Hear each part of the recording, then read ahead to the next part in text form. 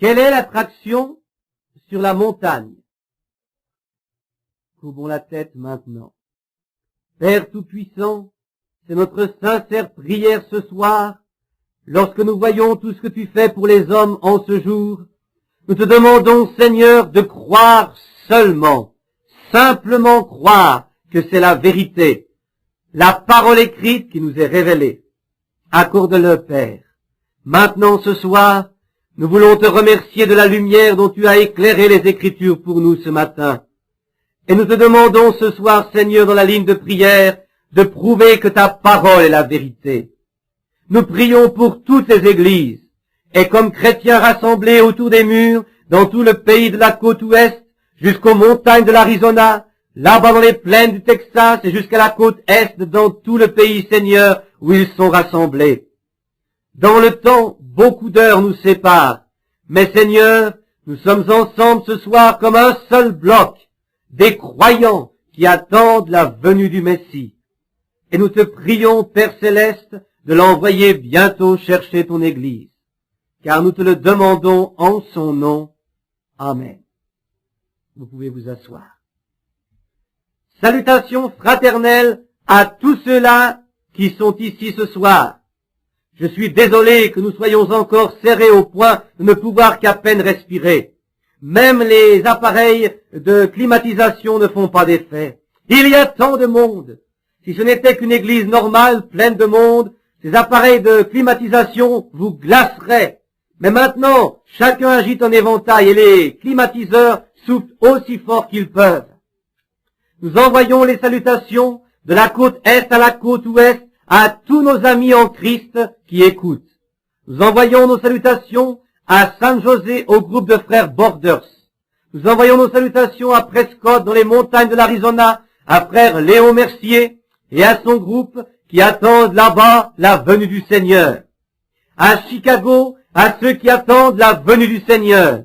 Sur la côte est, New York et le Connecticut, aux groupes importants qui attendent la venue du Seigneur. Nous n'avons pas de place ici pour les faire asseoir. Aussi nous leur envoyons la parole au moyen du téléphone. Nous envoyons nos salutations au frère Junior Jackson ce soir et à son groupe à Clarksville. Frère Ruddle au 62 et son groupe qui attendent la venue du Seigneur.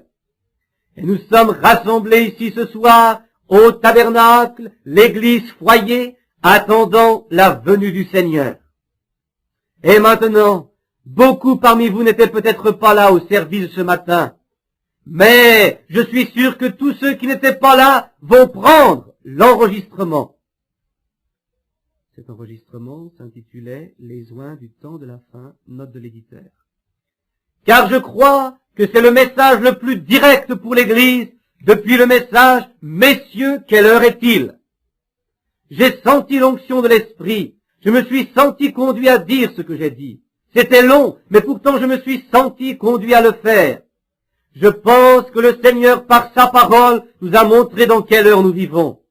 Et assurez-vous que vous comprenez bien ces choses qui arrivent. Vous savez que la Bible dit « Le sage comprendra ». Mais les nations et les gens seront de plus en plus faibles et de plus en plus expérimentés. Pensez seulement que l'Américain moyen est maintenant dans l'âge mûr à 20 ans. Plus faible, plus expérimenté. Il n'avait pas de jet en ces temps-là, ni d'armes atomiques, mais il vivait plus longtemps. Nous sommes de plus en plus faibles et de plus en plus savants. Et notre propre savoir nous détruira. Nous nous détruirons nous-mêmes. Ce n'est pas Dieu qui nous détruira, c'est notre savoir. Cela a toujours été ainsi et cela sera toujours ainsi. Maintenant, Dieu voulant, dimanche matin, je ne sais pas encore sur quoi je parlerai, mais je mets ma confiance dans le Seigneur s'il nous laisse vivre, que rien n'arrive, et si c'est sa volonté, nous voudrions donner un autre message dimanche matin et prier pour les malades dimanche soir. Ensuite, il faudra que je retourne à la maison en Arizona pour ramener ma famille et pour inscrire les enfants à l'école. Donc nous vous préviendrons comme nous le pourrons des réunions comme elles se présentent, de l'heure et des endroits où nous pensons être. Que le Seigneur vous bénisse tous. Maintenant, ce soir, je sais que je suis en retard d'un quart d'heure déjà pour commencer. 8 heures moins le quart ici à Jeffersonville, ce qui fait à peu près 9 heures moins le quart sur la côte ouest. Il est donc environ 5 heures sur la côte ouest. Ici maintenant, c'est le coucher du soleil. Je voudrais vous parler juste pendant un petit moment pour essayer de trouver l'onction de l'esprit, puis ensuite appeler la ligne de prière. Je désire que la congrégation ici, ainsi que celles rassemblées ailleurs, trouve un homme, un frère, qui soit oint de l'esprit, et quand nous commencerons à prier pour les malades, qu'il aille imposer les mains à ceux qui sont dans votre congrégation. Et rappelez-vous que Dieu est omniprésent, il est partout. Aussi là-bas au Texas ou en Californie, là-haut dans l'Arizona, où que vous soyez, imposez les mains aux malades quand nous commencerons à prier pour eux. Et je suis sûr que Dieu entendra la prière et y répondra. Une chose étrange, dimanche dernier le soir, l'onction agissait et le Saint-Esprit, c'était quelque chose. Je n'avais pas eu de ligne de discernement depuis des mois, depuis la dernière fois que je suis venu ici. Puis vous avancez avec une promesse. Vous ne savez pas ce qu'il va faire. Vous ne pouvez pas dire qu'il va le faire. Vous n'avez qu'à avancer et à attendre. Il est souverain, il fait ce qu'il veut. Mais tenez-vous là et attendez de voir ce qu'il va faire. Puis sentez-le vous envahir comme cela. Et à la fin de la réunion, ne sachant qui c'était, mais il y avait un homme quelque part dans la ligne qui était grand et chauve et il était très malade. Et ensuite, juste à la fin, il y avait un homme là sur la plateforme. Il tenait la tête baissée et paraissait souffrir. Il se tenait l'estomac et je pensais, c'est certainement cet homme, le premier ou le deuxième, ou je ne sais plus quand pour qui j'ai prié, car il était chaud, il avait la tête baissée, un homme grand et courbé. Mais je regardais autour de moi et je vis cet homme assis là, mais il était dans la joie. Et je pensais, où est-ce? Je ne pouvais pas décider où c'était. Je pouvais le sentir et voir l'homme devant moi. Je le sentais me tirer de ce côté et cela venait de derrière. Je regardais Frère Neville et 2 personnes étaient assises là. Ce n'était pas elles. Je dis, cet homme est à l'intérieur de ce baptistère là derrière. Et savez-vous qui c'était? Frère Shepherd. La raison pour laquelle je ne pouvais pas le reconnaître est qu'il était assis derrière la tête baissée en prière. Il pensait qu'il allait mourir. Et il le pensait depuis quelques semaines. Sa femme lui d'aller s'acheter des chaussures neuves et il répondit, je n'en aurai pas besoin, je ne vivrai plus ici assez longtemps. Et je l'ai rencontré l'autre jour dans le jardin chez Frère Wood. Il criait, louait le Seigneur. Il disait, je peux manger des œufs, du bacon, des tomates, tout ce que je veux. Et humblement, il avait donné sa place, se mettant derrière, hors de la file, et priant. Voyez, vous n'avez pas besoin d'une carte de prière. Vous avez seulement besoin de foi. Voyez? Maintenant, je ne savais pas si vous étiez guéri ou pas. J'ai simplement dit, un homme est en train de prier. Il a quelque chose qui ne va pas. Je crois qu'il m'a dit ce que c'était, maux d'estomac. Et alors que vous priez là derrière, le Seigneur vous a guéri. Et maintenant, c'est tout ce que je peux dire. Le signe est qu'il priait. Je pouvais le voir. Mais ce qu'il arrive, je ne le sais pas, voyez. Mais quand vous le voyez revenir, tout le monde s'en rend compte. Quand il dit, ainsi dit le Seigneur, ce n'est plus moi qui parle, alors c'est lui. Mais je dis toujours, Jésus-Christ vous a guéri. C'est exactement la vérité. Il fut blessé pour nos transgressions, par ses meurtrissures nous sommes guéris. Mais quand vient le ainsi dit le Seigneur, et qu'il vous dit quoi faire et ce qui va arriver, regardez bien, cela arrivera comme cela. Mais quand je dis, Jésus-Christ vous guérit et vous donne la santé, vous le croyez parce qu'il l'a dit. Je répète simplement ce qu'il a dit. Et une vision répète ce qu'il a montré. Comprenez-vous? Maintenant, dépêchons-nous et allons directement à la parole, parce que je sais que beaucoup qui sont là ont encore beaucoup de kilomètres à faire ce soir. Je prie le Seigneur qu'il vous bénisse, vous aide et vous protège sur la route. Et maintenant, je voudrais prendre Saint Matthieu, chapitre 21, versets 11 à 12, dans Matthieu. Et maintenant, si vous n'avez pas votre Bible, et si vous voulez noter ce passage, très bien. Et maintenant, pour ceux qui n'ont pas entendu le message ce matin et qui ont un magnétophone, nous n'insistons jamais pour vendre ces enregistrements. Nous ne cherchons jamais à vendre quelque chose. Quelquefois, dans les grandes réunions, on annonce qu'il y a des livres là derrière. Nous ne gagnons rien dessus. C'est Frère Vell qui les a écrits. Et les bandes, celui qui s'occupe des bandes vous dira que nous n'en tirons pas d'argent. Nous ne pensons pas aux bandes. Nous pensons que c'est le message. Et quand quelqu'un commence à penser que c'est pour l'argent, alors il ne continue plus à faire la chose. C'est juste. Je me suis renseigné Et je crois que nos bandes se vendent un peu moins de 5 $, entre 3 et 5 ou quelque chose comme cela. Que dites-vous? Entre 3 et 4 pour les grandes bandes. Et j'ai demandé à un prédicateur le prix d'une de ces bandes. Et c'était 9 $ pour 20 ou 30 minutes de message seulement. Aussi, vous voyez que notre frère Softman, là derrière, ne s'enrichit pas, ni aucun d'eux avec ces bandes qu'ils produisent. Voyez, ils ont juste assez pour continuer. On ne peut pas leur demander de le faire pour rien, parce qu'il faut qu'ils achètent les bandes et tout le reste. Et les machines sont très chères. Il faut à peu près 10 000 $ pour commencer à faire ces bandes. Maintenant, je crois que bientôt, on ne l'a pas encore annoncé, mais il y a encore une audition des bandes. De temps en temps, nous, les administrateurs, je n'ai rien à voir là-dedans, je ne vais même pas à leurs réunions. Ce n'est ni pour ni contre. Les administrateurs décident qui sera le prochain à faire les enregistrements. Et ils lui envoient une lettre. C'est tout ce que je sais. Ils s'occupent de cela, parce que je n'ai même pas le temps pour présenter les bébés, sans parler de m'occuper des bandes ou de baptiser. Je suis donc fixé sur ce message. Cela, c'est ce 3e poule, et à celui-là, je dois être fidèle et respectueux. Matthieu 21, de 1 à 11, je le dis pour que vous puissiez faire attention ou vous tournez vers l'Écriture. Et quand ils approchèrent de Jérusalem, et qu'ils furent arrivés à Bethphagée vers la montagne des Oliviers, alors Jésus envoya 2 disciples leur disant, « Allez au village qui est vis-à-vis de vous, et aussitôt vous trouverez une ânesse attachée et un ânon avec elle.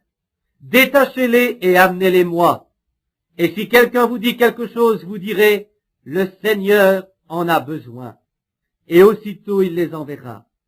Et tout cela arriva afin que fût accompli ce qui avait été dit par le prophète, disant, « Dites à la fille de Sion, voici ton roi vient à toi, débonnaire et monté sur une ânesse, et sur un ânon le petit d'une ânesse. » Et les disciples, s'en étant allés, et ayant fait comme Jésus leur avait ordonné, amenèrent l'ânesse et l'ânon, et mirent leurs vêtements dessus.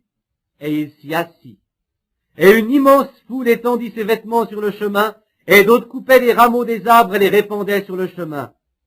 Et les foules qui allaient devant lui et celles qui suivaient criaient disant, « Hosanna, ô fils de David, béni soit celui qui vient au nom du Seigneur. Hosanna dans les lieux très hauts. » Et comme il entrait dans Jérusalem, toute la ville fut émue, disant, « Qui est celui-ci » Et les foules disaient, « Celui-ci est Jésus le prophète, qui est de Nazareth de Galilée. » Maintenant, si j'en tirais un texte de 30 minutes environ, avant le commencement de la ligne de prière, je voudrais prendre ce sujet, quelle est l'attraction sur la montagne? Maintenant, la journée avait été fatigante, énervante, c'était un jour différent des autres. Nous voyons Jésus montant à Jérusalem pour participer à la Pâque. Et la Pâque, c'est là où l'agneau pascal fut tué, et le sang répandu devant le trône de la grâce pour la rédemption pour les hommes. Et il arrivait de Bethphagée. Il était parvenu au mont des Oliviers, qui domine une autre petite colline où Jérusalem était construite. Il regardait, et il savait que c'était la dernière fois. Le moment était arrivé où il serait livré aux mains des pécheurs et où ils le tueraient. Il allait mourir de la mort la plus atroce qu'un mortel puisse subir et être enseveli. Il allait être trahi par les siens, dont certains étaient là avec lui. Et lui, étant Dieu, savait ce qu'il y avait dans leur cœur, et savait depuis le commencement qui le trahirait. Et il savait que cet homme qui était avec lui, qui s'asseyait à côté de lui, et comptait l'argent pour lui, etc., que cet homme le trahirait. Et il savait que la croix cruelle des Romains l'attendait. Il savait que l'eau et le sang dans son corps se sépareraient, et que le sang tomberait de son front en larges gouttes comme de la sueur. Il savait tout ce qu'il attendait. Et il se tenait là, sur la montagne, les yeux tournés vers Jérusalem. Les gens de ce temps, ceux qui de ce temps-là faisaient partie de la classe la plus religieuse, le haïssaient. Les églises de cette époque le haïssaient, le dénonçaient et dénonçaient tous ceux qui l'écoutaient. Et s'ils allaient l'écouter, ils étaient immédiatement excommuniés de l'église.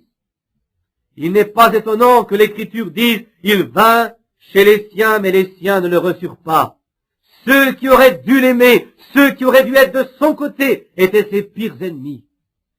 Et il se constitua un petit groupe avec de pauvres gens, des pécheurs, des péagers sans éducation. La Bible dit même que certains étaient ignorants et illettrés.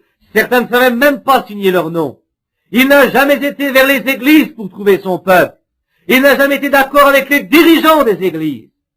De plus, il se conduisait comme un prophète. Il condamnait tout ce qu'il faisait, comme l'avaient fait ceux qui étaient avant lui, parce qu'ils étaient une partie de la parole. Et lui était la parole dans sa plénitude. Mais au milieu de tout cela, dans chaque âge et à chaque prophète qui a été ou sera, il y a un certain nombre de personnes qui sont prédestinées à entendre le message et qui le suivront. Ceux-là ignorent la foule, ils ignorent les critiques des incroyants, ils ne discutent pas avec eux. Ils ont une seule chose à faire, c'est de croire et de s'en approprier tout ce qu'ils peuvent et de s'en imprégner comme Marie qui était aux pieds de Jésus.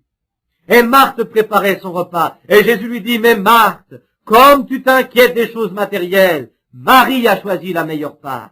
Voyez, les choses de la vie éternelle. Maintenant, nous voyons que beaucoup de gens qui avaient compris, ils n'avaient pas de littérature comme nous en avons aujourd'hui, ils n'avaient pas la télévision ou le téléphone ou tout cela à cette époque, mais il y avait eu comme une rumeur qu'il allait être à la fête de Pâques. Car beaucoup de gens, étant spirituels, savaient qu'il était l'agneau pascal, car il leur avait déjà annoncé les choses qui allaient arriver. Et évidemment, sachant qu'il serait là et l'aimant comme il l'aimait, il l'attendait. Il y avait une foule qui se poussait, se bousculait d'une porte à l'autre, à l'affût de tout, car il savait que d'un moment à l'autre il apparaîtrait. Ceux-là veillaient, d'autres se demandaient, ce qui prenait à ces gens de courir d'une porte à l'autre, qui avait-il à voir? Et ils regardaient de côté d'autres pour trouver. Ils paraissaient chercher quelque chose, être dans l'attente de quelque chose qui devait arriver. Oh, comme je voudrais changer mon sujet pendant quelques minutes et dire ceci, c'est ce qui arrive aujourd'hui. Les gens qui attendent sa venue sont dans l'expectative et remplis d'une grande espérance.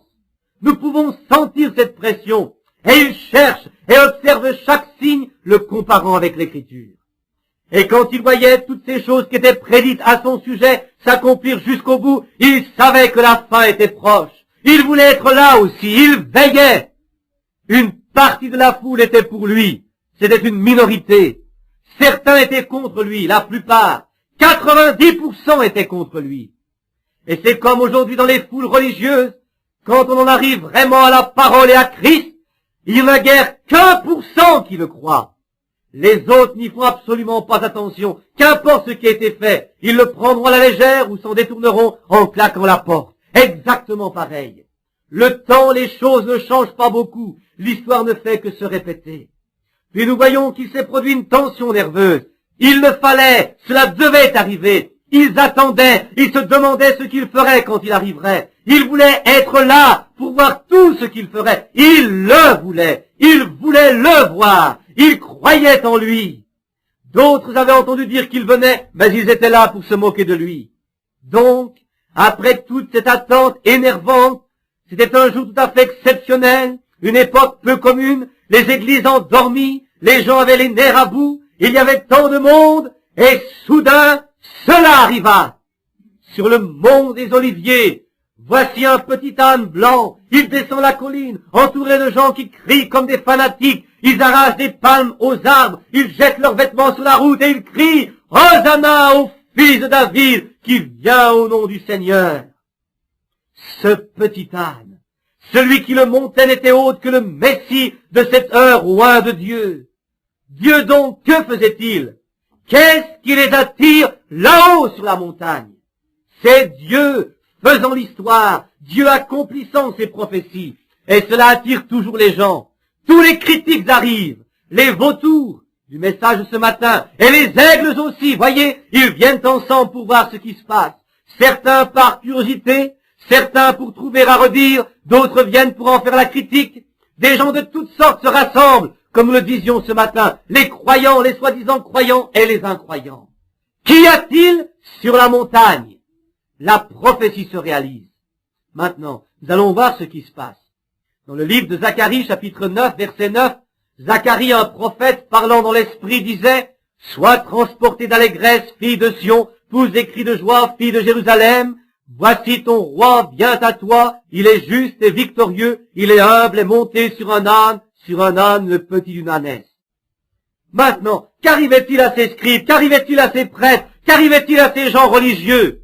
487 ans avant son accomplissement, cette chose avait été prédite par un prophète approuvé de Dieu.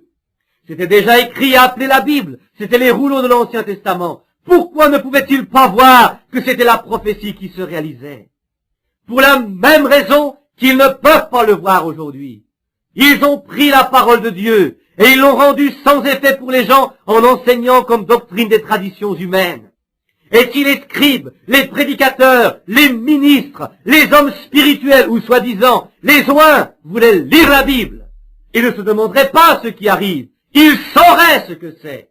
Dieu accomplissant sa parole. L'histoire se faisait, les prophéties s'accomplissaient, le salut parvenait au monde. C'était le grand jour que tous les prophètes avaient attendu. Tous ceux qui étaient dans la tombe attendaient ce jour. C'est juste, pensez-y. Tous ceux qui étaient morts, tous les justes, du sang des martyrs et des prophètes. Ils s'étaient écriés, Jérusalem, Jérusalem, toi qui lapides les prophètes que je t'envoie et qui tues les justes, combien de fois j'aurais voulu vous rassembler comme une poule rassemble ses poussins, mais vous ne l'avez pas voulu. Mais maintenant l'heure est arrivée. Tous ceux qui étaient dans la tombe, Abraham, Isaac, Jacob, tous les prophètes attendaient cette heure. Et l'église y était aveugle. Qui fait tout ce bruit? Qui est cet homme? Qui a dit un jour, n'est-ce pas le fils du charpentier? Nous le connaissons. D'où a-t-il tiré cette sagesse? Pourtant, nous ne le voyons en relation avec aucune de nos écoles. Nous ne connaissons aucun livre dans lequel il ait pu étudier. Qui est-ce? Il était la réponse à la prophétie du prophète. Et voici qu'il arrive, assis sur le petit d'une ânesse. Quel spectacle! Dieu accomplissant les promesses de sa parole. L'heure qu'on attendait depuis 4000 ans. Dans la Genèse, chapitre 3, verset 15, Dieu avait prédit, la semence de la femme écrasera la tête du serpent, mais sa tête la blessera au talon. C'était la prophétie qui avait été donnée tout au long de la Bible sur la venue de cet homme. Et ici, tout dernièrement, un prophète s'était dressé parmi eux, un prophète approuvé, Zacharie, et il avait dit, fille de Jérusalem, fille de Sion, réjouissez-vous, poussez des cris de joie, car ton roi vient à toi, doux et humble, monté sur le petit d'une ânesse. Et voici, ces gens qui lisaient l'écriture tous les jours, le voyaient arriver, monté sur un âne, et ils criaient, qui est-ce? Voyez, c'est Dieu, accomplissant sa parole devant des gens qui auraient dû savoir ce que c'était, mais ils ne le savaient pas. Quand Dieu accomplit sa parole, elle attire toujours certainement. Elle attire car c'est exceptionnel, tellement exceptionnel quand il accomplit sa parole devant ce monde moderne, parce que ce monde moderne ne croit pas en elle. Ils ont leur propre voix. Maintenant reprenons les Écritures et voyons d'autres événements exceptionnels seulement pendant quelques minutes. Lorsque Dieu accomplit ses prophéties, quand Dieu dit quelque chose, il l'accomplira. Les cieux et la terre passeront, mais cette parole ne pourra jamais passer. Aussi cela provoque généralement un spectacle inhabituel. Remarquez comme il est ridicule que la parole de Dieu, adressée à des gens qui sont censés la croire, leur soit cependant si exceptionnelle qu'il s'écrie « Eh, qu'est-ce que c'est? D'où donnez-vous cela? Qu'est-ce que c'est ?» Alors qu'ils auraient dû s'écrier « Hosanna au roi qui vient dans le nom du Seigneur ». Mais il n'y avait qu'un petit groupe qui faisait cela, rien qu'un petit groupe. 4000 ans de prophétie pour la chose la plus importante qui puisse jamais arriver à une nation, car l'espérance de tous les morts reposait là-dessus, tout l'avenir reposait dessus, et les gens religieux qui prétendaient y croire criaient « Qui est-ce? Que se passe-t-il » Quelque chose d'exceptionnel. Toujours à peu près la même chose. Cela ne change pas. Vraiment exceptionnel. Voyons maintenant quelques faits exceptionnels comme je viens de le dire. Qu'est-ce qui les attirait juste avant que le jugement ne frappe le monde et le détruise par l'eau? Un vieil homme de 120 ans environ construisait un bateau alors qu'il n'y avait pas d'eau pour le faire flotter. Il resta là-haut pendant des années, se tenant à l'entrée, construisant l'intérieur. le calfeutrant à l'intérieur, à l'extérieur, disant « Le monde va disparaître dans l'eau », dans cette grande ère scientifique. Mais qui est-ce qui frappe là-haut sur la colline? Oh, c'est un vieil homme du nom de Noé. Il est là-haut, c'est un vieux fanatique. Il est resté au soleil un peu trop longtemps. Il a eu une insolation. Il n'a plus toute sa tête. Et il est en train de construire ce qu'il appelle une arche, disant que l'eau viendra de là-haut, où il n'y a pas d'eau, et qu'elle submergera tous les gens alentour, et tous ceux qui ne reçoivent pas son message, et tous ceux qui n'entreront pas dans l'arche seront noyés. Avez-vous jamais entendu une chose pareille? C'était un spectacle vraiment exceptionnel. J'imagine que lorsque les gens voulaient bien s'amuser, ils montaient, ils restaient devant l'arche, ils riaient. Il y a 100 ans que tu as dit qu'il va pleuvoir. Mon grand-père m'a dit qu'il t'avait entendu dire ici qu'il allait pleuvoir, et tu es toujours en train de t'affairer sur ce vieux morceau de bois là-haut. Pourquoi ne reviens-tu pas à toi? Mais c'était Dieu qui se préparait à confirmer une promesse et à accomplir une prophétie que son prophète avait donnée. Tout à fait exceptionnel. Dieu accomplissant sa promesse à Noé pendant que les autres riaient. Dieu se préparait aussi à faire l'histoire pour montrer aux autres jusqu'à ce jour même qu'il garde sa parole. Qu'importe que ce soit irréel ou déraisonnable, il garde quand même sa parole. Il préparait un exemple dans ce vieil homme travaillant sur cette arche pour les gens ici en Amérique ce soir et à travers le monde entier. Qu'importe ce que disait la science, ce qu'il disait, ceci, cela ou autre chose, il garde toujours sa parole. Il faisait l'histoire. Que se passait-il un jour? Une chose insolite dans le désert. Et c'était un buisson ardent. Et un prophète en fuite se tenait dans le désert. Il n'entendait aucune voix, il n'entendait aucun son, mais il regarda. Et il vit une chose exceptionnelle sur le sommet de la montagne. Dieu essayait d'attirer son attention. C'est la même chose aujourd'hui. Dieu se préparait à accomplir sa parole par son prophète Abraham. Ta semence séjournera 400 ans dans une terre étrangère, je les ferai sortir par ma main puissante. Et il préparait un homme pour ce travail, comme il préparait une arche pour mettre en sûreté tous ceux qui croyaient. Dieu enflamma le buisson. Moïse, le berger, dit, je vais aller voir ce que veut dire cette chose bizarre. Et quand il eut fait venir Moïse au buisson, il lui parla. Que se passait-il au palais de Pilate, quand ce berger jeta un bâton et qu'il se changea en serpent? Dieu accomplissant sa promesse à Moïse. Que se passait-il à la mer Morte, quand les chevaux de Pharaon furent surpris en voyant un vent descendre du ciel et partager la mer Rouge au milieu, et une malheureuse bande d'esclaves, marchant par obéissance à Dieu, traversa à pied sec? Qu'était-ce? Dieu gardant sa parole. L'engourdissement de la mort les quitta, et un peuple plein de vie traversa, et des gens morts spirituellement essayèrent de les imiter et furent noyés. Dieu accomplissant sa prophétie et faisant l'histoire. Voilà ce qui les attirait à la mer Morte. Qu'est-ce qui les attirait le surlendemain sur le mont Sinaï, quand aucun ne devait s'approcher de sa femme, quand ils durent laver leurs vêtements et se sanctifier et s'assembler autour de la montagne, où un homme du nom de Moïse avait dit qu'il rencontrait Dieu dans une colonne de feu. Et Dieu avait dit à Moïse, je vais descendre parmi le peuple, je vais confirmer ce que je t'ai dit et qui je suis, je vais leur montrer que je suis ce Dieu-là. C'est ce qui les attirait, Dieu accomplissant sa parole. Qu'est-ce qui les attirait un jour, au cours de l'histoire, alors qu'une nation avait oublié Dieu, que les gens ne s'attachaient qu'à la forme et étaient devenus indifférents, quand les prêtres étaient tous pris par ce monde moderne, quand les prophètes prophétisaient selon la volonté des prêtres. Et à cette époque, comme d'habitude, ils avaient un homme qu'ils prenaient pour un fanatique. Ils parlaient des femmes maquillées et tout cela. Et c'était un homme un peu étrange. Et ce bonhomme était arrivé et avait dit au roi, la rosée ne tombera pas, sinon à ma parole. Et nous voyons alors qu'il s'était caché, qu'il avait fui, et s'était caché quelque part dans le désert. Les gens avaient pensé que peut-être il était mort de faim ou avait péri, mais il avait été très bien nourri et abreuvé aussi. Et le voilà, il arrive et il dit, ne voyez-vous pas que j'ai le ainsi dit le Seigneur? Maintenant, si vous n'êtes pas encore convaincus, allons jusqu'au sommet de la montagne et démontrons qui est Dieu. Car il avait eu une autre vision de la part du Seigneur. Il dit, choisissez-vous un autel, préparez-le, choisissez un taureau, égorgez-le. Je ferai un autel du Seigneur et j'y mettrai aussi un taureau. Et nous ferons tous un sacrifice et que le Dieu qui est vraiment Dieu réponde. Il n'aurait jamais fait cela si le Seigneur ne lui avait pas dit de le faire. Il le dit plus tard, j'ai fait tout ceci sur ton ordre, Seigneur. Mais qu'est-ce qui les attirait? Il y avait 400 prêtres sur la montagne, et le roi aussi sur son char, avec tous ses hommes en armes et ses gardes autour de lui. Et cet homme, l'air vieux et hirsute, le crâne dégarni, une barbe couvrant son visage, vêtu d'une peau de mouton, des poils sur tout le corps, se tenait là, un bâton dans une main, une fiole d'huile dans l'autre. Il avait dit exactement 3 ans et demi auparavant, même la rosée ne tombera pas sinon à ma parole.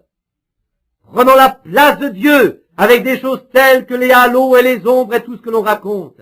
Et ce vieux fanatique se tenait là sur la montagne. Il attirait tous ces gens. Qu'est-ce qui les attirait? C'était Dieu se préparant à prouver que son prophète avait raison. C'était Dieu accomplissant la prophétie. Dieu faisant aussi l'histoire, accomplissant la parole. Quelques centaines d'années plus tard, il y eut un homme, loin du même esprit. Il vint du désert, sans aucun lien avec aucune organisation. Son père faisait pourtant partie d'une organisation. Il était prêtre dans un ordre, mais il vint du désert, vêtu d'une peau de mouton, une barbe lui couvrait le visage. Au lieu d'être grise, elle était noire. Qu'y avait-il dans cet homme qui attirait tout Jérusalem et toute la Judée? Certains venaient et disaient, il y a un homme sauvage là-bas, il essaye de noyer les gens. Qui a jamais entendu dire une chose pareille? D'autres étaient curieux et disaient, ce doit être le Messie. L'un dit, c'est peut-être l'un des prophètes. Ils ne savaient que penser. Mais qu'était-ce? C'était Dieu accomplissant Ésaïe 40, où il dit, voyez, ce qu'il ferait dans les derniers jours, comment il enverrait son serviteur et ce qu'il ferait. Puis quelques semaines plus tard, nous voyons cet homme tellement sûr de son message qu'il peut dire, il est au milieu de vous, celui dont je ne suis pas digne de porter les souliers. Il vous baptisera du Saint-Esprit et de feu, de même que je vous ai baptisé d'eau. Et un jour, un jeune homme insignifiant d'une 30aine d'années vint et fut baptisé. Et quand cet homme arriva, ils étaient tellement attirés par le prophète. Le prophète agit d'une façon étrange ce jour-là. L'assemblée ne pouvait s'empêcher de regarder ce que faisait le prophète, alors qu'il discutait avec les prêtres au-delà de la rivière. Il disait, Dieu a construit cet autel, Dieu nous a dit de faire ceci, Moïse est le prophète, nous croyons Moïse, le sacrifice ne sera jamais aboli. Je peux entendre Jean répondre, n'avez-vous pas lu dans les Écritures que Daniel le prophète a dit, le sacrifice quotidien sera aboli? Et cette heure est arrivée. N'avez-vous pas lu ce qu'Ésaïe dit dans le chapitre 40, la voix de celui qui crie dans le désert, préparez les chemins du Seigneur? Il y a 2 prophéties pour moi. Et autre chose, n'avez-vous pas reconnu notre prophète il y a 400 ans, Malachie, quand il dit au 3e chapitre, voici j'envoie mon messager devant ma face pour préparer le chemin?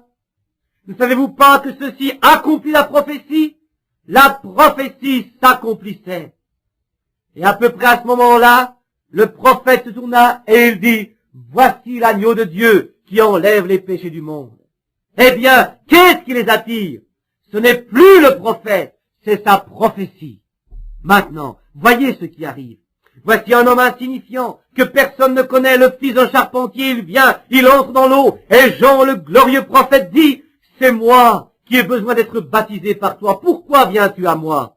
Il dit, laisse faire, car il est convenable qu'un prophète et la parole accomplissent tout ce qui est juste. Et il comprit que le sacrifice devait être lavé avant d'être offert, et il le baptisa. Ensuite, quelque chose d'autre les attira. Quand il sortit de l'eau, ce prophète qui avait été fidèle, en annonçant cet âge et cette heure, leva les yeux, et il vit le ciel ouvert, et l'Esprit de Dieu comme une colombe descendant sur lui, et une voix disant, celui-ci est mon fils bien-aimé, en qui j'ai trouvé mon plaisir. Dieu confirmait le message d'un prophète. Qu'est-ce qui les attirait au Jourdain? Un frère a chanté, du moins il était censé chanter, sur la colline là-bas, il y a une vieille croix rugueuse. Qu'est-ce qui les attire au calvaire? Quand nous voyons que le monde religieux l'a condamné, que le gouvernement romain l'a condamné à mort, et il était là, entre 2 malfaiteurs, assoiffés, le sang coulant de son corps. Il est là, criant, mon Dieu, pourquoi m'as-tu abandonné? Et les gens religieux étaient là. Ils regardaient, ils étaient bien loin de savoir que la prophétie de l'Ancien Testament se réalisait juste là, au calvaire cette fois. David lui-même écrivait, il tombait sous l'onction de l'Esprit comme tous les prophètes, il agissait comme si c'était lui. David s'écria dans le psaume 22, mon Dieu, pourquoi m'as-tu abandonné? Tous mes os, ils me regardent, ils ont percé mes pieds et mes mains. David parlait comme si c'était lui. Ce n'était pas David, c'était Christ en David. Et là, la prophétie apportée par tous les prophètes s'accomplissait au calvaire. Qu'est-ce qui les attire au calvaire? Dieu accomplissant sa parole. Ils furent aussi attirés une autre fois sur une montagne. C'était le jour de la Pentecôte, alors qu'ils étaient tous assemblés à une fête religieuse, pensant qu'ils étaient débarrassés de tous les fanatiques. Ils n'avaient plus entendu parler d'eux depuis 10 jours. Tout à coup, ils sortent de la maison comme d'une ruche, criant et s'agitant dans les rues. Que se passe-t-il? Qu'est-ce que cela veut dire? Tous ces hommes sont-ils ivres? Regardez, et un prophète se leva au milieu d'eux, comme doit le faire un prophète. Et il dit, vous Israélites, et vous habitants de la Judée et de Jérusalem, sachez ceci et prêtez l'oreille à mes paroles, car ceux-ci ne sont pas ivres comme vous le pensez, mais c'est ici ce que le Seigneur a dit par la bouche du prophète Joël.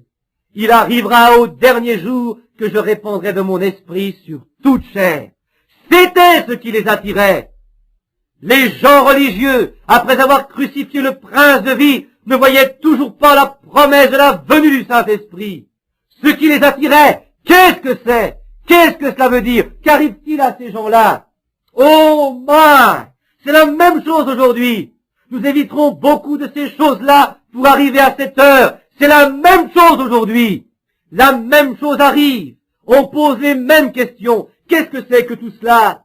Regardez dans la rue, des voitures, du Michigan à la Floride, du Maine à la Californie.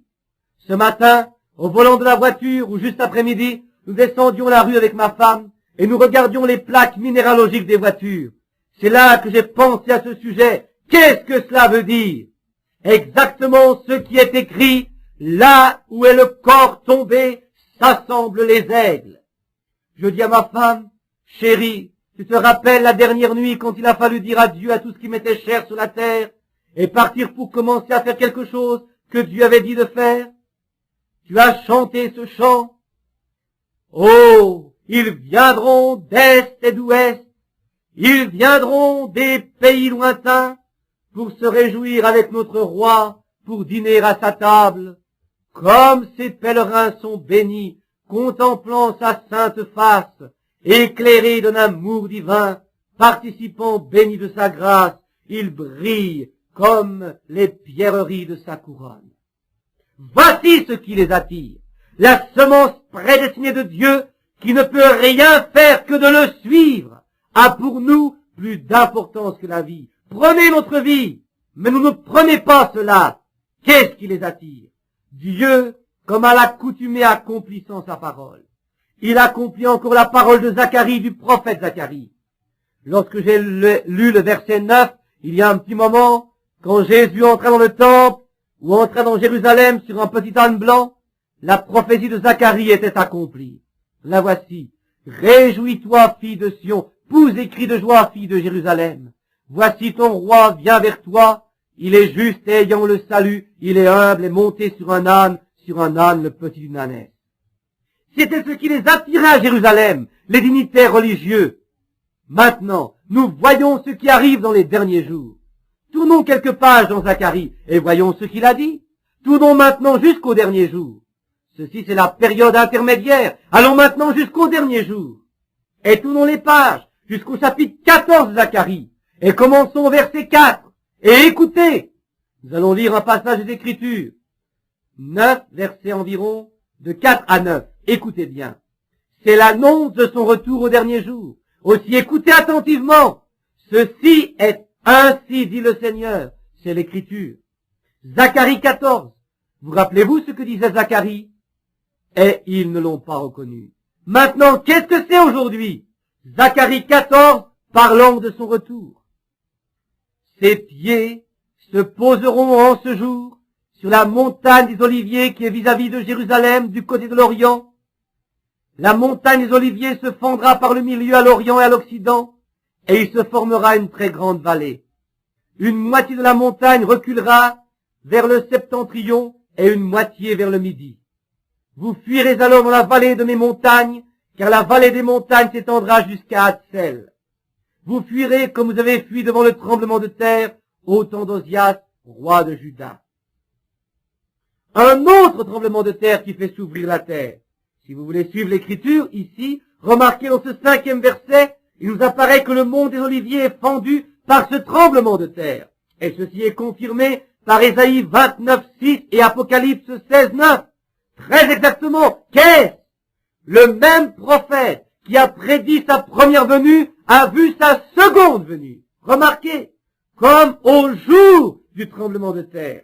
Voyez ce que font les tremblements de terre. Envoyez-vous la prédiction. Et l'Éternel, mon Dieu, viendra et tous ses saints avec lui. Et il arrivera en ce jour. Alléluia! En ce jour, que la lumière ne sera ni claire ni sombre, mais ce sera un jour qui sera connu du Seigneur, ni jour ni nuit, mais vers le soir, la lumière paraîtra. Ô mon Dieu! Au temps du soir, il y aura de la lumière. Le même prophète. Et les gens sont aveugles. Qu'est-ce qui les attire? Lisons encore quelques versets. En ce jour-là, des eaux vives sortiront de Jérusalem et couleront moitié vers la mer orientale et moitié vers la mer occidentale. Il en sera ainsi été hiver. C'est l'évangile allant à la fois vers les Juifs et les gentils. L'Éternel sera roi de toute la terre en ce jour-là.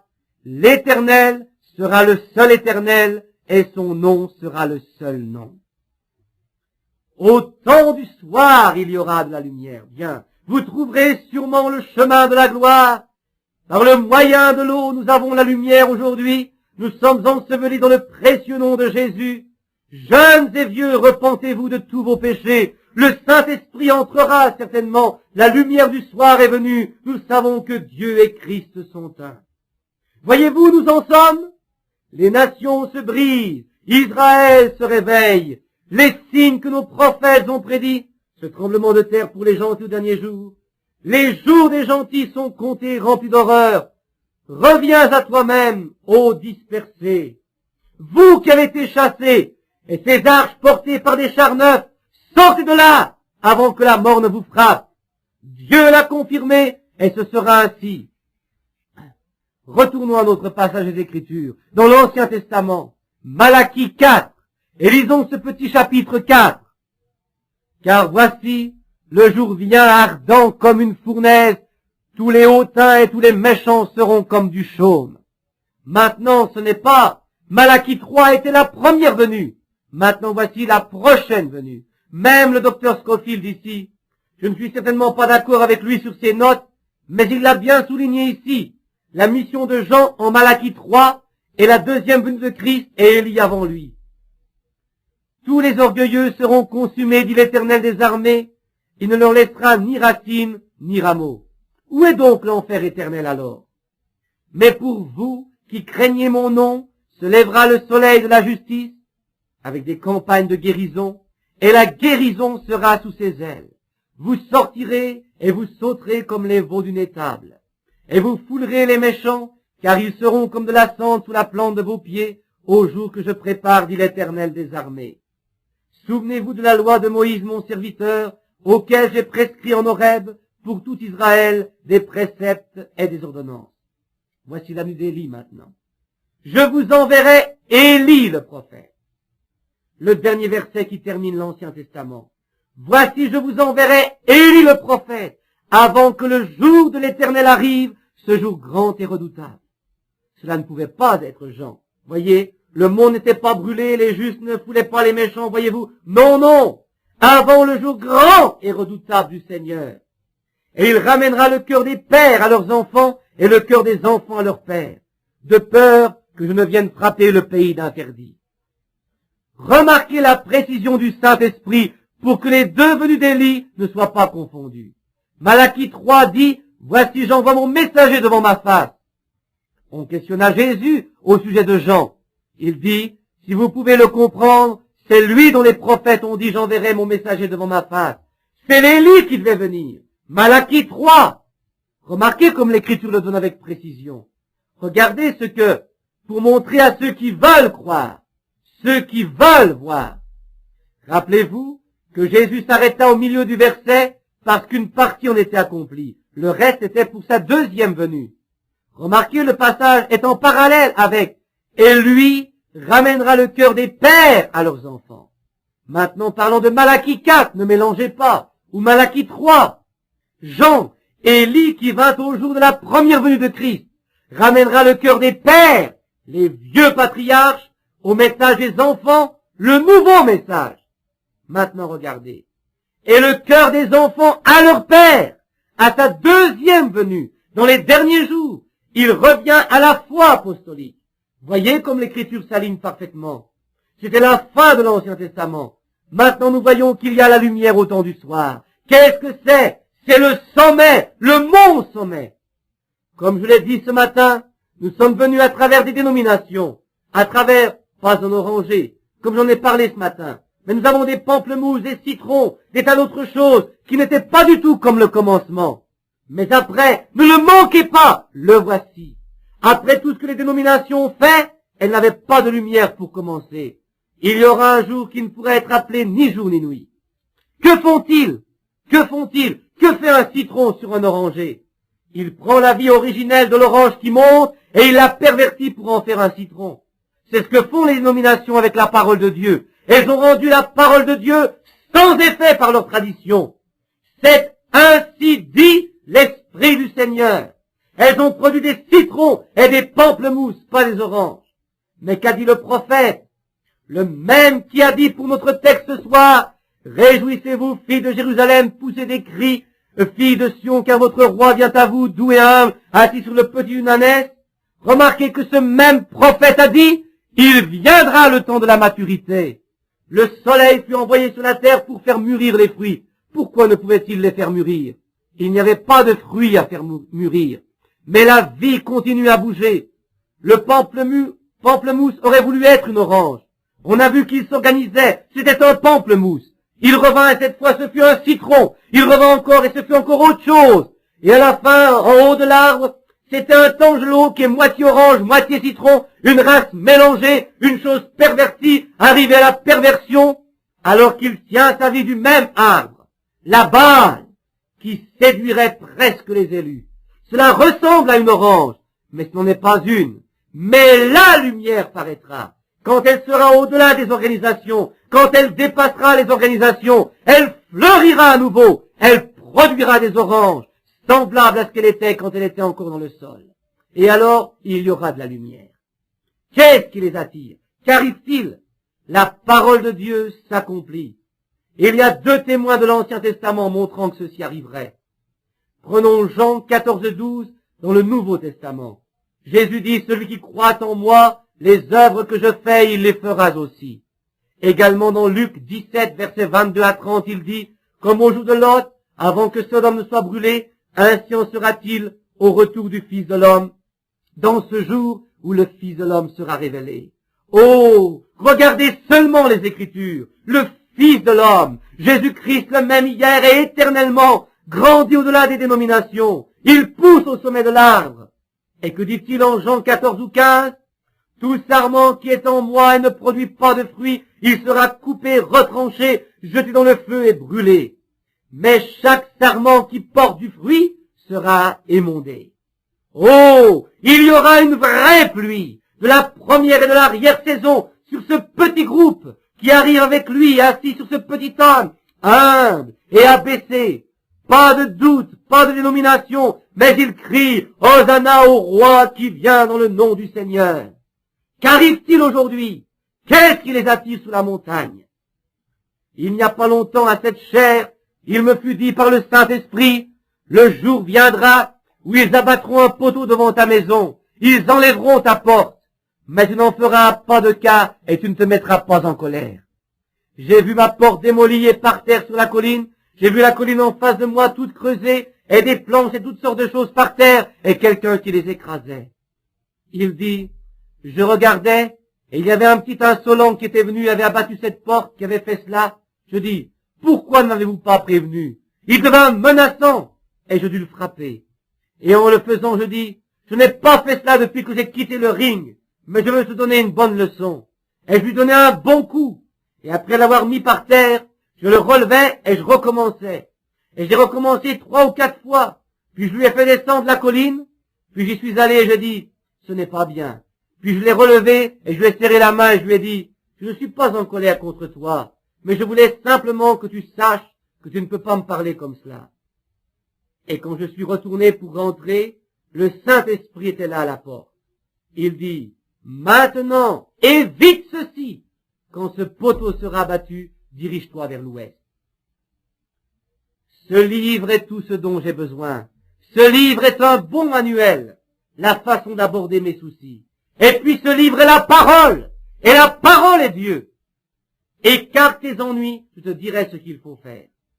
Il y a 3 ans, j'ai vu qu'un de mes amis, le géomètre de la ville, qui habite un peu plus bas que moi dans la rue, a battu un poteau. J'allais là-bas et je lui dis, qu'arrive-t-il, Mude?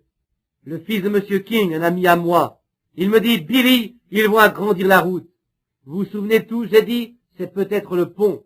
J'en ai parlé à frère Wood, j'ai dit, gardez votre propriété. Peut-être ce pont va-t-il passer par ici ou quelque chose. La rue fut détruite, les briques, les pierres recouvraient tout. Alors il dit, je dis, gardez votre propriété. Puis lorsque Monsieur King me dit ce qu'elle arrivait, je rentrais, je dis à ma femme assise là, chérie, il y a quelque chose d'écrit à ce sujet. C'est ainsi dit le Seigneur quelque part. J'entrais, je pris mon livre de prophétie, je regardais dedans, et il disait, il arrivera que... C'était 8 ans plus tard. Et aussitôt après l'avoir regardé, je dis, c'est le moment maintenant, chérie, nous devons partir vers l'ouest. Et 2 jours plus tard, debout dans la pièce, à 10 heures du matin à peu près, je fus ravi par l'Esprit de Dieu, et je vis ce petit groupe de colombes qui volaient. Je regardais ces petits oiseaux. Vous vous souvenez? J'avais vu 7 anges formant une pyramide qui accourait vers moi disant, va vers l'ouest, va à Tucson, 40 000 au nord-est, tu seras en train de retirer des piquants, ou des teignes, comme on les appelle là-bas, de tes vêtements. Frère Fred Soffman, assis là, qui me regarde maintenant, était là-bas ce matin-là. Je n'y pensais plus. Je dis, une rafale de vent arriva, comme un tremblement de terre, qui secoua presque tout ce qui était dans le coin. Je ne sais pas comment on pouvait y survivre. J'avais peur. J'étais un phénix. Vous tous qui m'écoutez ce soir en êtes témoins. J'ai prêché le sermon, messieurs, quelle heure est-il? Où en sommes-nous? Je partis vers l'ouest. Beaucoup d'entre vous ici ont cet enregistrement. Beaucoup d'entre vous en ont entendu parler 1 an ou plus avant que cela n'arrive. Je partis vers l'ouest, me demandant ce qui allait arriver. Un jour, le Seigneur m'appela. Je dis à ma femme, chérie, mon travail est probablement fini. Je ne savais pas. Je dis, Dieu en a probablement fini avec moi et je vais rentrer à la maison. Tu partiras avec Billy, prends les enfants, le Seigneur préparera un chemin pour toi de toute façon. Va et reste fidèle à Dieu, que les enfants finissent leurs études et élève-les dans la crainte du Seigneur. Elle dit, Bill, tu ne sais pas si c'est vrai. Je dis non, mais un homme ne peut pas survivre à cela. Et un matin, le Seigneur m'éveilla et me dit, monte à Sabino Canyon. Je pris un morceau de papier, ma Bible. Ma femme dit, où vas-tu? Je dis, je ne sais pas. Je te le dirai quand je reviendrai. Je montais dans le canyon. Je grimpais tout là-haut où volent les aigles. Je regardais une biche qui était là. Je m'agenouillais pour prier, j'élevais les mains. Et une épée frappa ma main. Je regardais alentour et je pensais, qu'est-ce? Je ne suis pas hors de moi. Voici cette épée dans ma main, brillante, étincelante, scintillant dans le soleil. Je dis, il n'y a personne à 1 lieue à la ronde dans ce canyon. D'où cela peut-il venir? J'entendis une voix qui disait, c'est l'épée du roi. Je dis, un roi arme un homme chevalier avec une épée. Lui, la voix revint et dit, pas l'épée d'un roi, mais l'épée du roi, la parole du Seigneur. Il dit, ne crains pas, c'est seulement le 3e poule. C'est pour justifier ton ministère. Je l'ai à la chasse avec un ami sans savoir ce qui est arrivé. Et quelqu'un m'appela, celui qui m'avait critiqué au sujet de la photo de l'ange du Seigneur. Celui qui l'avait prise. Je devais aller à Houston pour son fils, car il allait dans le rang de la mort. Il devait être tué quelques jours plus tard. Je le rencontrai là-bas. Il me prit dans ses bras et il dit, « Pensez que l'homme même que j'ai critiqué vient pour sauver mon fils unique. » La société humaine me donna ce qu'on appelle un Oscar ou quelque nom que vous voulez lui donner pour avoir sauvé une vie. Puis nous sommes revenus et je suis allé dans la montagne pour chasser.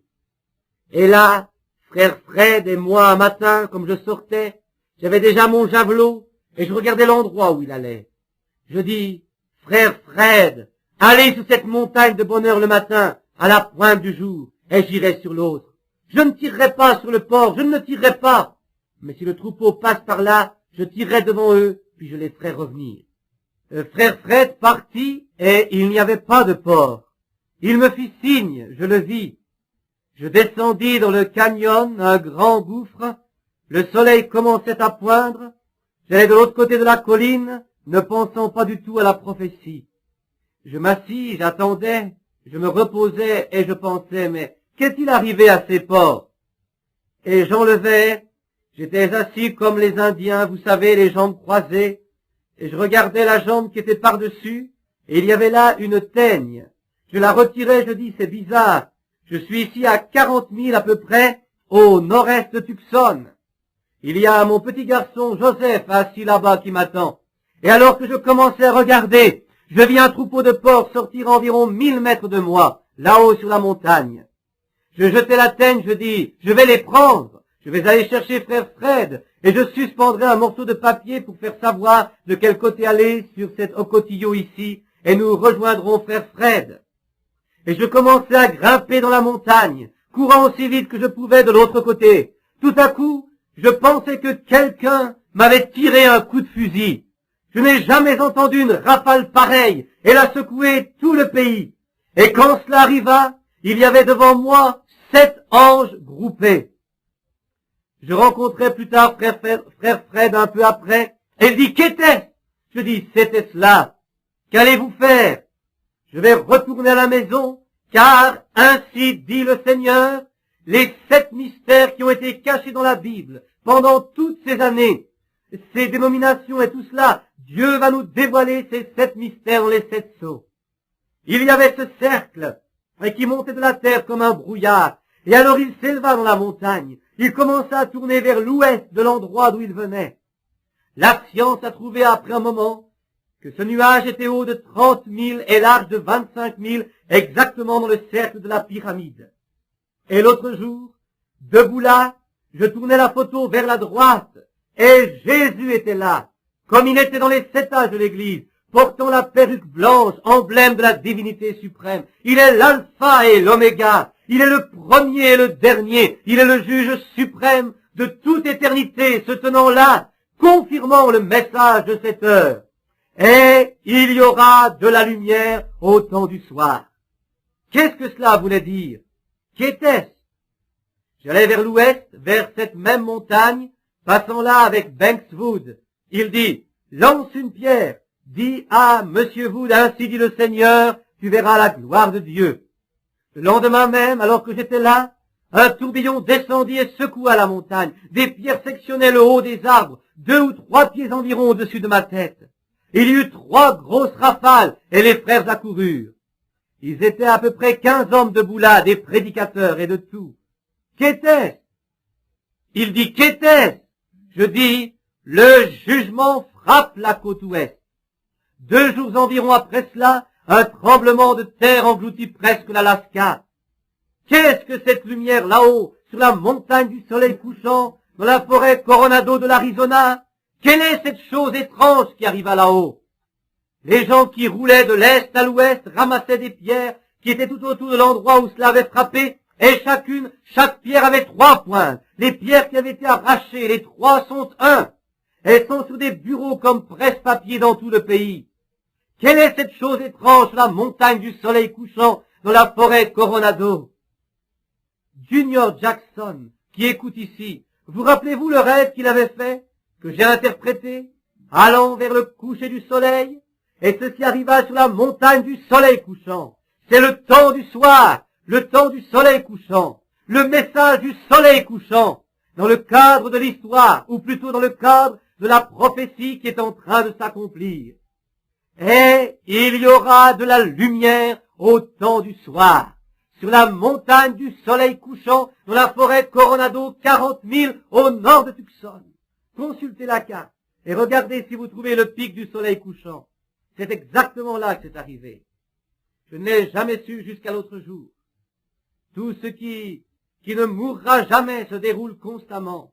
Et depuis cette chose même qui est arrivée, jusqu'à Jésus là qui nous regardait, et maintenant exactement sur la montagne du couchant, et la lumière du soleil couchant, la lumière du soir est venue.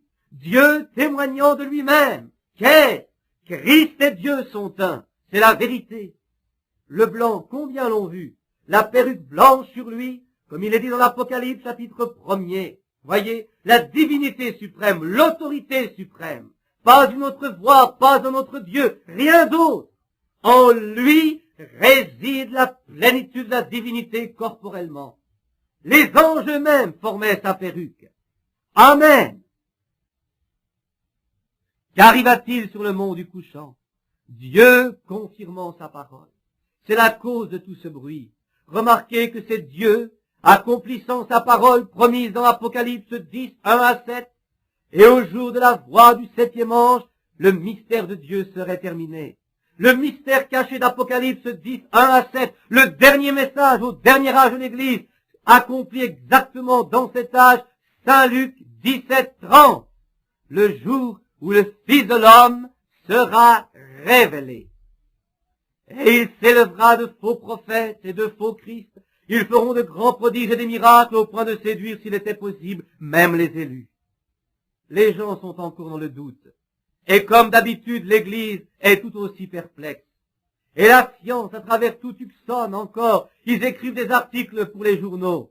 Tout là-bas sur le mont Lemmon, les gros appareils photo ne le virent pas s'élever d'où nous étions, entraînés vers l'ouest, montrant que le temps est fini. Il ne peut aller qu'un peu là-bas, c'est à la côte ouest. Le jugement a frappé exactement dans la direction où il allait. En passant au-dessus de Phoenix, allant vers Prescott, et au-delà des montagnes vers la côte ouest, tout droit vers... Où allait-il? Tout droit vers l'Alaska, où cela gronde, se dirigeant exactement de cette manière. Et les observatoires et tous à Tucson se posent des questions. Ils font des recherches scientifiques, essayant de trouver ce que c'est. C'est si haut qu'il ne peut y avoir ni brouillard, ni brume, ni rien là-haut. Qu'est-ce qui fait cela? Qu'est-ce que cela veut dire? Ils sont tout aussi intrigués par ce halo surnaturel, suspendu là-haut dans le ciel, qu'ils l'étaient quand les mages vinrent suivant une étoile. Où est celui qui est né le roi des Juifs? Qu'était-ce? Dieu accomplissant sa parole. Et de Jacob sortira une étoile. Et le Dieu du ciel a promis qu'au temps du soir, il y aurait la lumière du soir.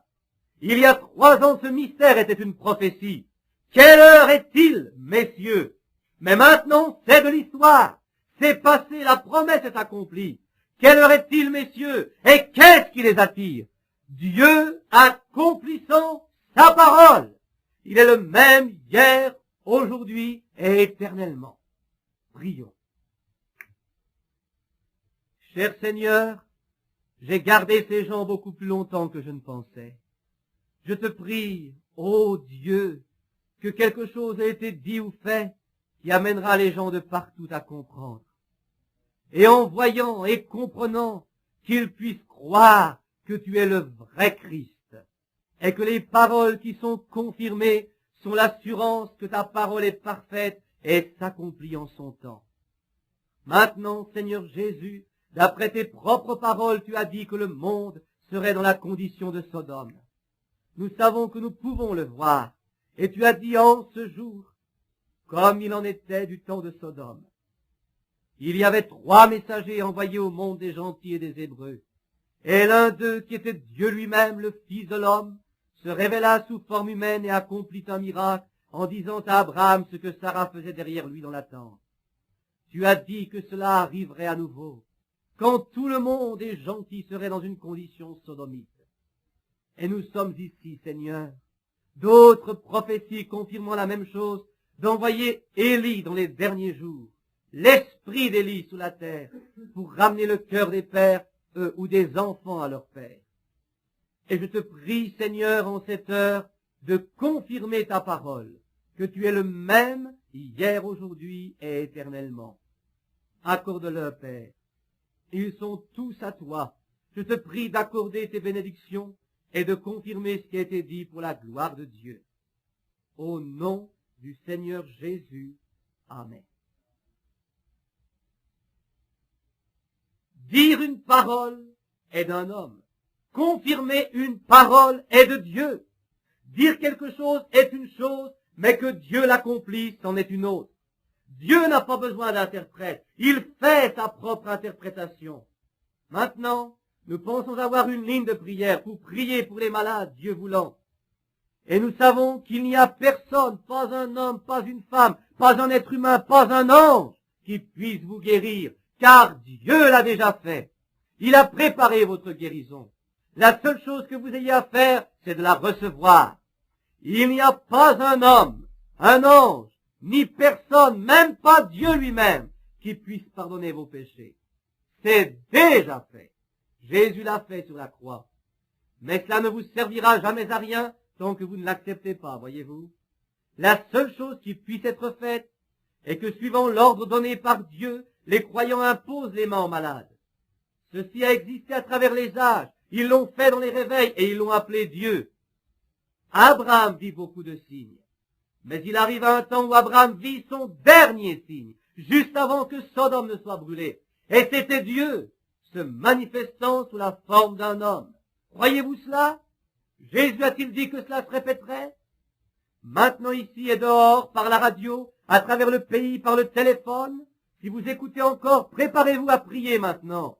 Soyez en prière, et vous qui avez ces mouchoirs ici.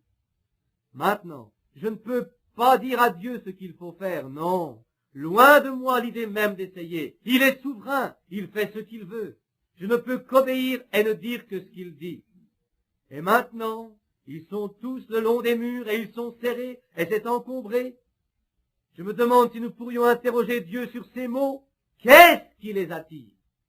Si Dieu voulait avancer parmi nous encore, il peut y avoir des étrangers ici. Avancer parmi nous et montrer sa face bénie, montrer son esprit béni, montrer qu'il est le même hier, aujourd'hui et pour toujours. Que chacun de nous, après ces deux messages solides, puisse croire qu'il en est ainsi. Pouvez-vous le faire? Très bien. Au lieu d'appeler une ligne de prière, vous êtes serrés, vous avez chaud, debout contre les murs. Je regarde par ici pour appeler ma ligne de prière. Vous ne pourriez pas le faire debout là. Puis-je l'appeler de cette façon? Les malades, les brancards et tout cela étendu là, vous ne pourriez pas le faire. Aussi restez où vous êtes et croyez en Dieu. Si vous avez une carte de prière, tenez-la, ce sera bien. Nous irons à vous si vous voulez venir dans une ligne. Mais vous n'avez pas à le faire. Ce monsieur Schaeffer, dimanche soir, n'est jamais venu dans une ligne de prière. Je ne crois pas qu'il avait une carte de prière. Monsieur Schaeffer, est-il là ce soir? Où est-il? Est-il ici? Il est au fond.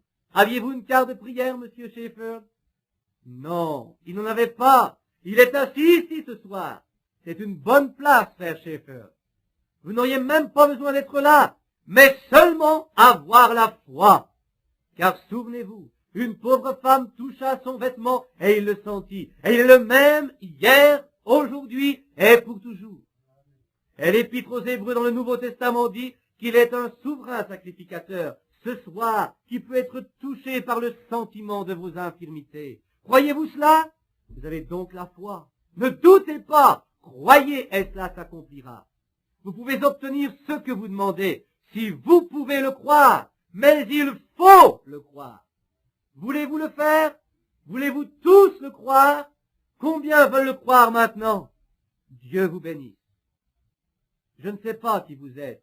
Je ne connais personne d'entre vous. Ce n'est pas mon affaire de vous connaître, c'est l'affaire de Dieu de connaître ces choses. Mais il le fera si vous le croyez.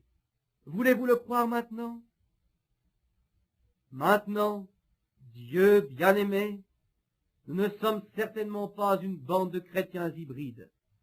Nous ne devons pas être des gens qui ont besoin d'être dorlotés et choyés. Ceux-là ne sont pas les tiens, Seigneur. Les tiens sont des croyants robustes. La présence même de Dieu enflamme le cœur d'un homme, comme Abraham qui crut en Dieu. Tu t'es fait connaître à lui Puis tu lui as apparu et tu lui donnas un signe et il crut en toi. Tu as rendu la jeunesse à son corps et aussi à sa femme, cette femme étant une partie de son propre corps. Alors naquit le nouvel enfant, le Fils promis. Dieu, tu as promis que ce serait la même chose en ce jour. Je te prie de confirmer ta parole. Et nous nous appuierons sur cette promesse que ce sera comme c'était à Sodome, juste avant que Sodome ne soit brûlée et que le jugement ne frappe Sodome, le monde des gentils. Ainsi le jugement va frapper le monde des gentils. Et les Juifs ont encore 3 ans et demi dans la période de tribulation, les épreuves de Jacob, la suite des 70 semaines de Daniel. Mais les gentils sont comptés, c'est le moment de partir. Et tu donnes ce signe, et tu as dit que cela arriverait de nouveau. Accorde-le, Seigneur. Nous sommes entre tes mains, fais de nous ce que tu veux. Au nom du Seigneur Jésus. Amen. Maintenant, ne vous énervez pas. Qu'arriverait-il si j'étais nerveux? Maintenant, je fais ici une chose qui doit dépendre de la souveraineté de Dieu. Mais pourquoi est-ce que je le fais? Il a dit que ce serait ainsi. C'est donc une affaire faite, et si lui-même se porte garant devant vous, ne pouvez-vous pas le croire? Certainement. Ayez seulement la foi, maintenant, et croyez. Et laissez-moi regarder alentour, voir où le Saint-Esprit conduira et ce qu'il fera. Je ne sais pas ce qu'il fera, c'est lui qui décide. Mais si vous avez seulement la foi, croyez seulement. Tout est possible à celui qui croit. Tous ceux qui croient cela, levez la main et dites « Je le crois ». L'Assemblée dit « Je le crois », note de l'éditeur. De tout mon cœur, je le crois. Maintenant, 3 sera une confirmation. S'il le fait exactement 3 fois pour vous prouver que c'est juste, peu importe où vous êtes, qui vous êtes, ayez simplement la foi et croyez. Maintenant, ne vous agitez pas. Madame, vous qui êtes en train de prier, je ne vous connais pas. Restez juste où vous êtes, vous n'avez pas besoin de venir. Je ne vous connais pas. Mais vous tenez une petite fille par la main ou sur vos genoux. Je ne vous connais absolument pas et la petite fille a l'air normale. Elle a l'air bien portante. C'est une jolie petite fille rousse. Je la regarde, elle n'a pas l'air estropiée ni rien. Je ne sais pas ce qui ne va pas chez elle. Ce n'est peut-être pas pour l'enfant, c'est peut-être pour vous. Mais je vous ai vu assise là avec cet enfant en train de prier. Il faut que je vous parle un peu. Pour saisir votre esprit, comme Jésus dit à la femme, donne-moi à boire. Voyez simplement pour cerner une personne. Frère Bryant et les personnes assises ici, je les connais. Ils ont peut-être un besoin aussi, mais vous m'êtes étrangère. Croyez-vous que je suis le prophète de Dieu? Croyez-vous que ce que vous avez entendu ce soir est la vérité? Maintenant, si Dieu me révèle quelque chose que vous avez fait, ou quelque chose que vous auriez dû faire, ou quelque chose de mal en vous, ou ce que vous désirez, vous saurez si c'est la vérité ou non, n'est-ce pas? Et s'il fait cela, est-ce que cela confirmera sa parole, qu'il est le même hier, aujourd'hui et pour toujours, et que Luc 17:30 est manifesté? Le croyez-vous? Maintenant, cette dame voudrait-elle lever la main pour indiquer que nous sommes des étrangers? Je ne vous connais pas. Mais j'essaie de toucher son esprit, une seule personne. Il y en a tant parmi vous qui veulent s'approprier quelque chose. Maintenant, vous croyez ceci de tout votre cœur. C'est pour la petite fille. Ce n'est pas vous. Vous êtes nerveuse, mais ce n'est pas cela qui vous inquiète. L'important dans votre cœur, c'est la petite fille. Et croyez-vous que Dieu puisse me dire ce que c'est? Le croyez-vous? Est-ce que cela vous aiderait? Croiriez-vous alors? C'est une lésion du cerveau, n'est-ce pas? Maintenant, posez la main sur la tête de l'enfant. Votre main. Dieu bien-aimé, tu as dit, ces signes accompagneront ceux qui croient. Ils imposeront les mains aux malades et les malades seront guéris. Cette femme est croyante. Sa main est sur l'enfant. Qu'elle soit guérie au nom du Seigneur Jésus-Christ. J'offre cette prière. Amen. Maintenant, croyez-vous tous?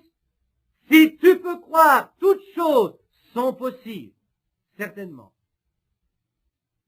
Je connais la dame assise à côté d'elle, mais elle regarde si sincèrement de ce côté. Je ne peux pas dire son nom, mais Très bien, si je la regarde une minute, je le saurai. Je connais cette femme de vue, mais je ne connais pas sa maladie. Croyez-vous que Dieu va me faire connaître votre maladie? Est-ce que cela vous aiderait? Vous avez du diabète. Maintenant, si c'est juste lever la main, certainement. Et il se trouve que la dame assise près de vous a la même chose. Elle m'est étrangère. L'autre dame est en train de prier pour quelqu'un, un enfant infirme. Vous croyez de tout votre cœur. Dieu vous l'accordera. Quelqu'un, au fond ici, un homme assis là-bas, il essaye de se débarrasser de la cigarette. Croyez-vous que Dieu vous l'enlèvera? Bien, vous croyez, vous pouvez l'obtenir. De ma vie, je n'ai jamais vu cet homme. Voici un homme. Voyez cette ombre noire au-dessus de cet homme étendu sur un brancard ou un siège. Il est mourant. Il est entouré d'une ombre. Il a un cancer. Je ne connais pas cet homme. Je ne l'ai jamais vu. Dieu sait tout de vous. C'est vrai, monsieur. Croyez-vous que Dieu puisse me dire quelque chose sur vous? Est-ce que cela vous aiderait à recevoir la guérison? C'est un ami qui vous a amené ici. Mais vous n'êtes pas d'ici. Vous êtes quelque part où il y a une grande étendue d'eau. Les gens vont y pêcher. Oui, Albany, Kentucky, c'est juste. Croyez, vous pourrez rentrer à la maison guéri. Croyez que cela va. Si vous croyez, vous devez le croire. Et croyez que cela a été fait pour vous. Croyez-vous? Vous qui êtes du Tennessee, vous avez un garçon qui a de l'asthme. Pas ici. Mais croyez-vous qu'il sera guéri? Alors posez sur lui le mouchoir qui est dans votre main. Il sera guéri si vous le croyez. Cette dame qui pleure, assise de l'autre côté du docteur Vell, elle est couverte d'une ombre aussi, une ombre noire. Je n'ai jamais vu cette femme. Mais elle a un cancer, elle va mourir s'il n'y a pas quelque chose qui est fait pour elle. Croyez-vous qu'il vous guérit, madame? Pouvez-vous le croire? Vous pouvez avoir la guérison si vous croyez seulement. Et il y a une petite dame assise juste derrière elle. Elle tient un mouchoir sur sa bouche. Elle a aussi un ulcère à l'estomac. Vous avez souffert d'évanouissement, de vertige, de chute. Quelqu'un vous a amené ici. Vous avez une maladie de femme. Si vous croyez, vous pouvez rentrer à la maison guéri. Vous, jeune homme, juste en face de moi qui me regardez, vous êtes étranger. Qu'êtes-vous, portoricain ou quelque chose comme ça? Oui, je voulais dire, je vous suis étranger, vous le savez, vous n'êtes pas non plus de ce pays. Mais croyez-vous que Dieu peut vous donner ce que votre cœur désire? Si je vous dis quel est votre désir, le recevrez-vous? Vous cherchez le baptême du Saint-Esprit. C'est vrai. Recevez le Saint-Esprit, mon frère. Il y a un homme de couleur assis loin derrière. Il a un fardeau sur le cœur pour sa femme. Elle n'est pas là. Elle a quelque chose au pied. Croyez-vous qu'il va la guérir? Vous le croyez. Vous êtes étranger ici, vous venez d'outre-mer. Vous êtes de la Jamaïque. Croyez-vous que Dieu puisse me dire qui vous êtes, Monsieur Braden? Vous croyez que Jésus-Christ est le même hier, aujourd'hui et pour toujours? Oh, cette dame assise là-bas derrière, de ce côté, près de Mrs. Wright, elle a un fardeau sur le cœur. Elle prie pour sa fille. Elle est prête à se faire opérer. Croyez-vous de tout votre cœur pour elle? Elle n'aura pas besoin de l'opération, si vous l'amenez à le croire. Je ne peux pas guérir. Là-bas, dans la nurserie, je vois l'Esprit du Seigneur, ou l'ange, une lumière qui bouge dans la nurserie. Elle est au-dessus d'une jeune femme. Elle a des problèmes spirituels. Elle se pose des questions. Il me semble que je devrais connaître cette jeune femme, une jeune femme. Elle a aussi des troubles gynécologiques. Oui.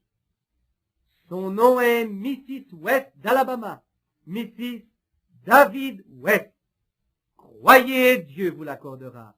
La lumière paraîtra. Et dans ce jour, quand le Fils de l'homme sera révélé, si je n'ai pas Jésus-Christ le même hier, aujourd'hui et pour toujours, je n'y connais rien.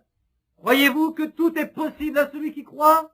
Au dehors, sur les micros, à travers le pays maintenant, et dans ce tabernacle, combien vont lever la main et dire « Je suis un croyant ».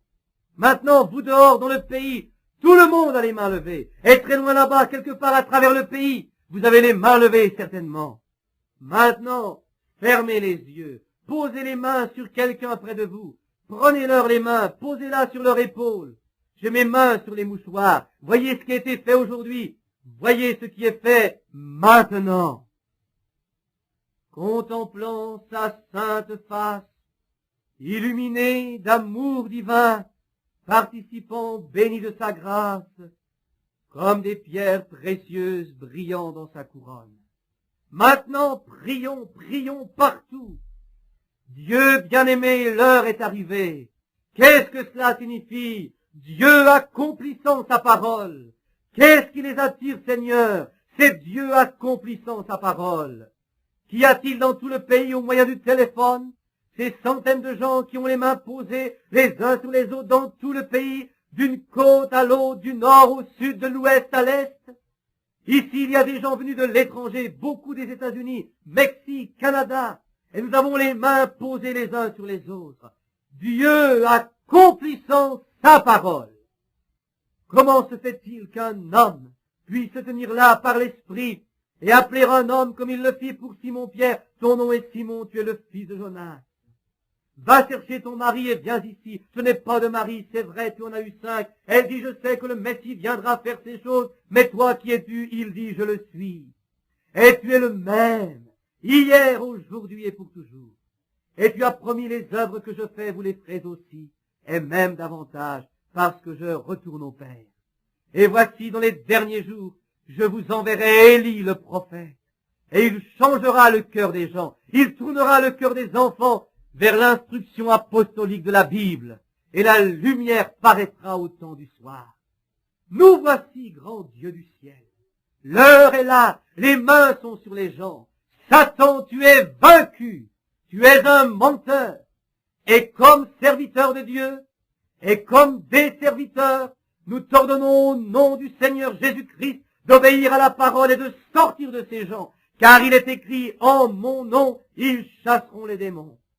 Et que tous soient délivrés. Accorde-le, Dieu bien-aimé, tu es le Dieu du ciel qui a vaincu en ce jour, où tu les attirais au calvaire, toute maladie, tout mot et toutes les œuvres du diable. Tu es Dieu, et les gens sont guéris par tes meurtrissures. Ils sont libérés dans le nom du Seigneur Jésus-Christ. Amen.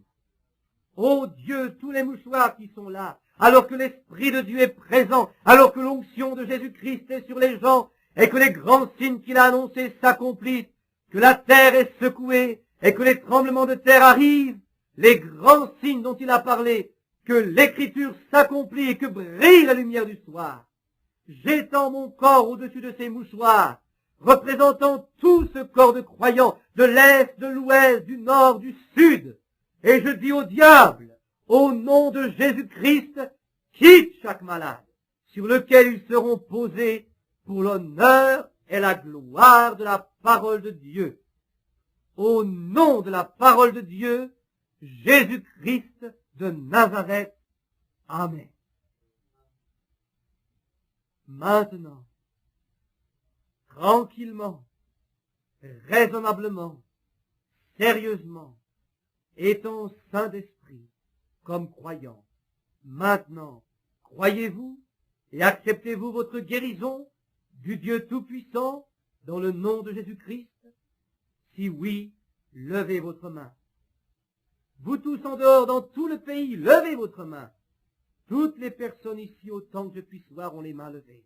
Dedans, dehors, contre les vitres, dans les portes, dans la nurserie, partout alentour.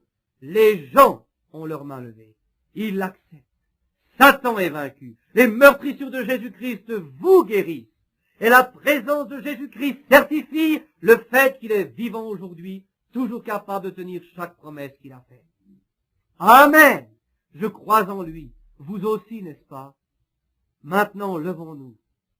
Dans le nom du Seigneur Jésus, acceptant tout ce qui a été fait et dit, nous l'aimons de tout notre cœur.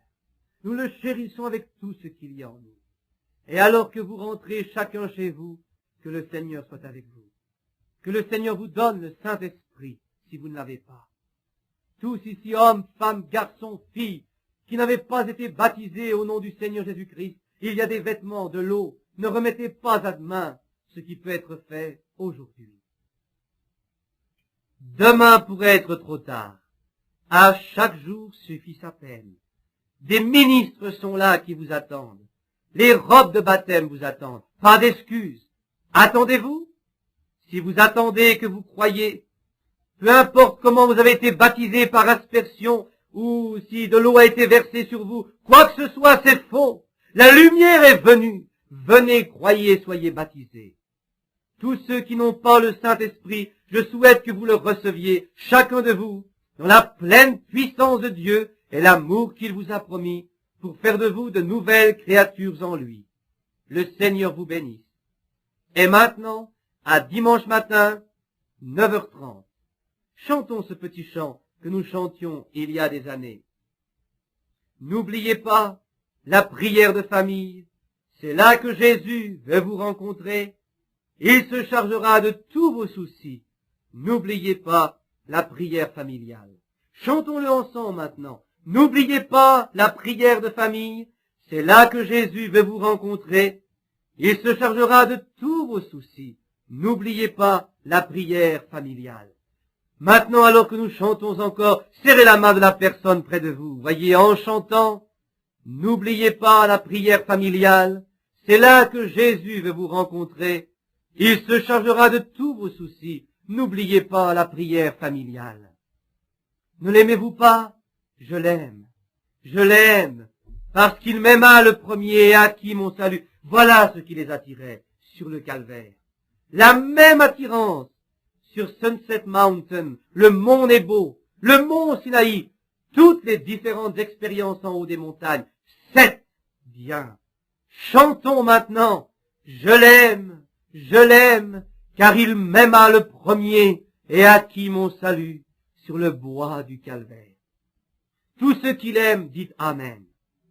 Maintenant, pensez seulement à ce qu'il a fait pour vous. Pensez que vous pourriez être loin d'ici dans un bar ce soir.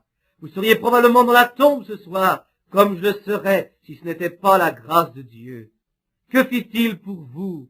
Oh, comment pourrions-nous ne pas l'aimer? Qu'importe ce qu'on peut dire, il est le premier. Fermons les yeux, courbons la tête, en chantant pour lui. Il aime les chants, il aime que l'on chante des cantiques. Chantons pour lui maintenant. Je l'aime, car il m'aima le premier et acquis mon salut sur le bois du calvaire. La tête et le cœur, courbés en sa présence, soyons reconnaissants de ce que nos yeux ont vu, de ce que nos oreilles ont entendu, de ce qui est écrit dans la parole de Dieu, de ce qu'a été sa promesse pour nous aujourd'hui. Dieu vous bénisse. Nous avons un invité avec nous ce soir, un frère Ned Everson, un ancien ministre presbytérien. Son père, ses frères sont des ministres presbytériens. Lui, à ce que je comprends, a été baptisé aujourd'hui au nom de Jésus-Christ. C'est un ministre et un très bon. Et maintenant, je vais lui demander, croyant qu'il est un serviteur de Dieu, de demander la bénédiction de Dieu sur cette assemblée alors que vous rentrez chez vous. Frère Everson, approchez pendant que nos têtes sont courbées dans la prière. Dieu vous bénisse, mon frère.